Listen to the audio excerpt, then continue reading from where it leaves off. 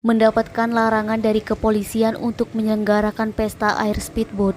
Namun pengelola speedboat di Desa Tanjung Gelam tetap melaksanakan pesta tahunan ini.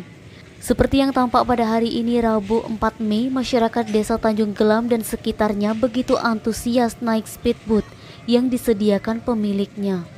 Warga naik speedboat hanya untuk menikmati wisata alam yang ada di Ogan Ilir, khususnya di Desa Tanjung Gelam dan sekitarnya. Kapolsek Indralaya AKP Herman mengungkapkan pihaknya telah melakukan pembubaran dan penghentian aktivitas pesta air speedboat di Pasar Indralaya dan juga Desa Tebing Gerinting pada Senin 2 Mei.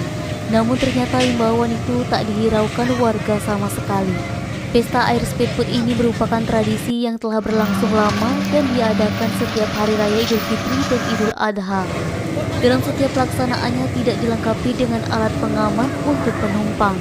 Herman menyebut perlu adanya peran aktif dari seluruh instansi guna melakukan penghentian kegiatan pesta air ini guna mengantisipasi terjadinya kesalahpahaman sehingga menimbulkan konflik.